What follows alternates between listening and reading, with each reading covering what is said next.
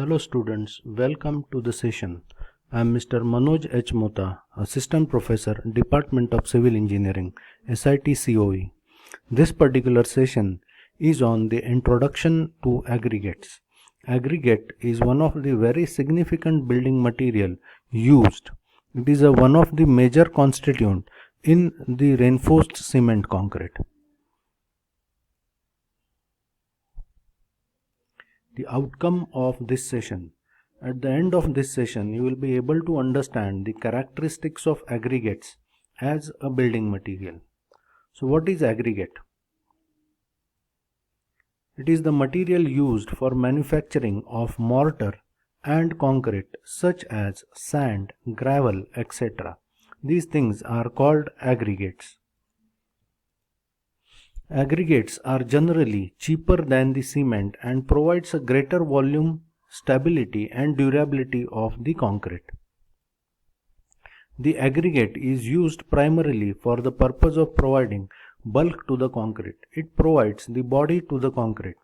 Generally, more than 75% of the volume of concrete is occupied by the aggregates.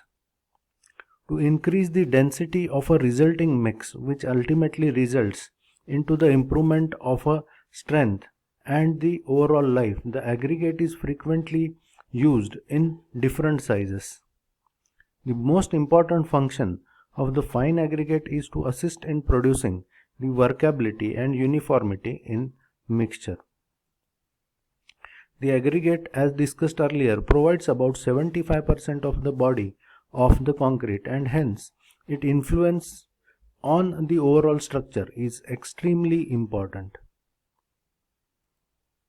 The requirement of good aggregate. It must be clean, that is, it should be free from any kind of lumps, organic materials, etc.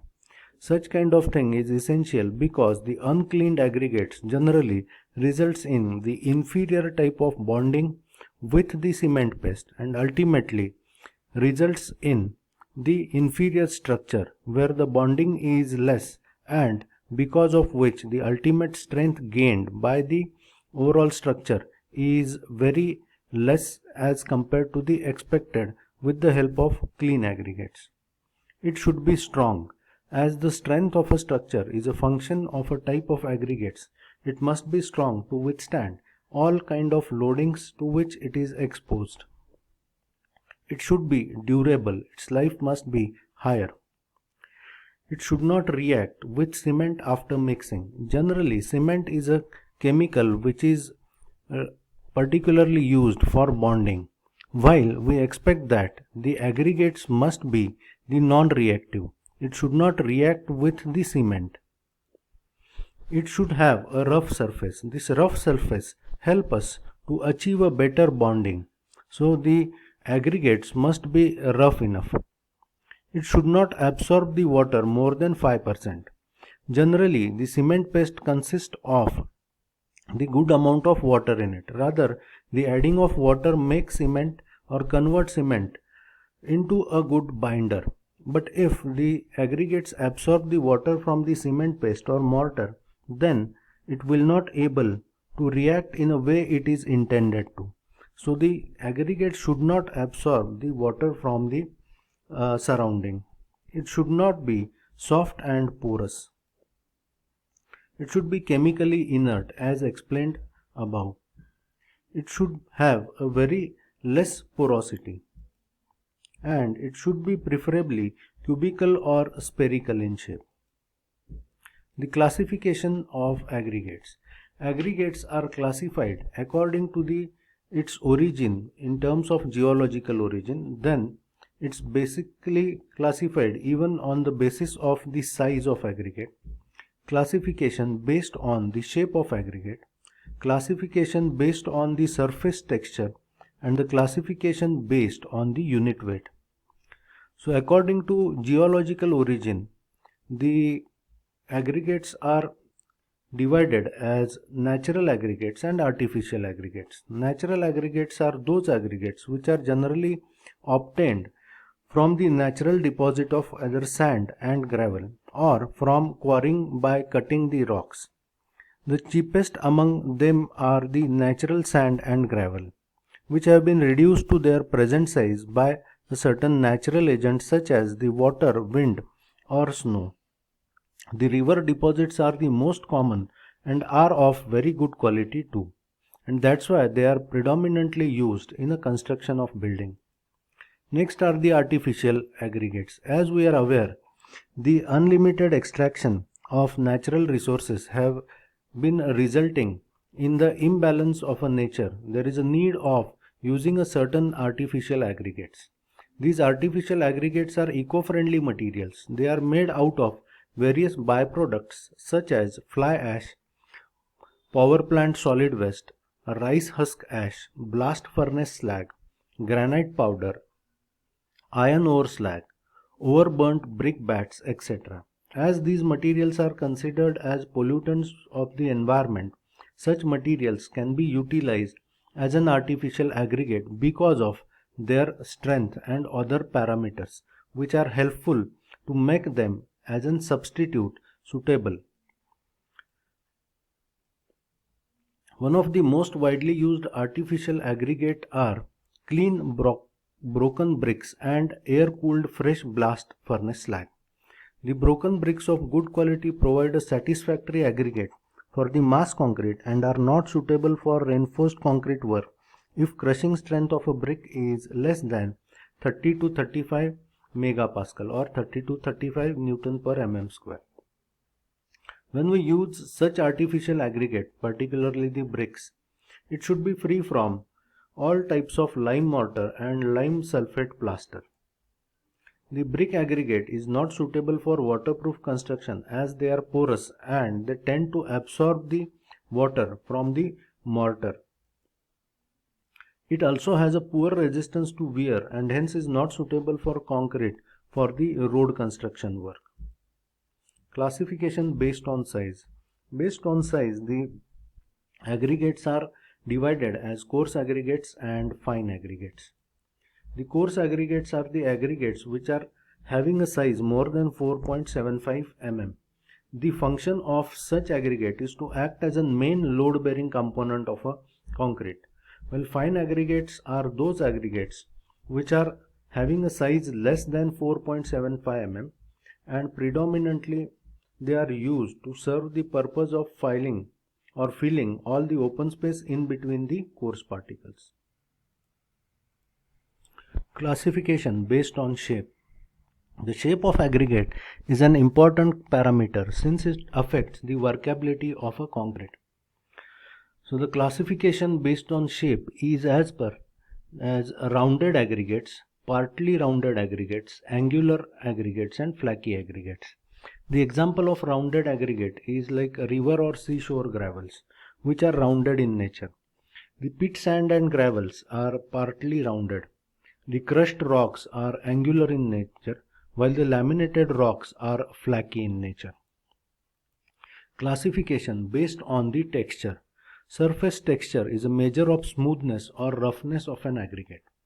The grouping of aggregate is broad and is based on visual inspection of the specimen.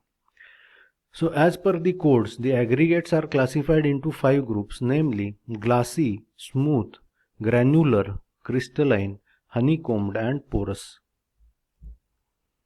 So these are the examples of these groups. Glassy, the black flint is an example of glassy kind of aggregates. Gravel and marble generally used to have the smooth surface texture. Sandstone is granular. Basalt is rough. Granite is crystalline, while brick and slag are honeycombed and porous. So these 6 are the classification based on the surface texture. Classification based on the unit weight.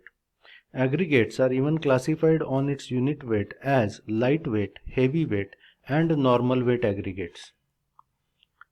These are the properties of such material. Generally, normal weight aggregates has got the specific gravity in a range of 2.5 to 2.7 and The example of that is sand. Well, heavy weight generally used to have the higher specific gravity than the normal weight aggregates, which range in a figure around 2.8 to 2.9. The scrap iron is an example of such heavyweight aggregates, while lightweight generally used to have the specific gravity in a range of less than 1.3. The aggregates made up of dolomite or even the broken brick is an example of lightweight aggregates. Physical properties of an aggregates. So different physical properties of aggregate concern are strength, hardness, toughness, durability, porosity, water absorption. The strength of aggregate. In practice, majority of the aggregates are considerably strong than the resulting concrete. A good average value of crushing strength of aggregate is around 200 Newton per square millimeters. Hardness of an aggregate. It is an ability to withstand wear or load or applied pressure. The hardness depends on what kind of parent rock is there. The test can be obtained. The hardness is the abrasion test. A satisfactory aggregate should have an abrasion value of not more than 30% for the aggregate used for wearing surface, while 50% for the aggregates used for non-wearing purpose. Toughness is a resistance of aggregate to failure by impact. This can be assessed with the help of aggregate impact test and should have a value around 45% by weight for aggregate used for concrete other than those used for wearing surface, and for 30% for the concrete used for wearing surface. Durability is an ability of aggregate to withstand external or internal damaging attack, or in other words, the soundness of aggregate. This is obtained by carrying out soundness test. The porosity. Aggregate normally have pores of various sizes, and it will result in the absorption of water when it is dry. The amount of water and its rate of permeation depends on the size and volume of aggregates. The tests on aggregates. The following are the tests which are conducted on coarse aggregate in a lab. Those tests consists of aggregate crushing value, aggregate impact value, aggregate abrasion value, particle size test, specific gravity test, and water absorption test. These are conducted in lab and are useful for assessing the quality of the various types of aggregates. So that's it for this session. Let's meet in the next session to learn more about aggregates. And thank you for your patience learning, and don't forget to like, comment and subscribe. Thank you.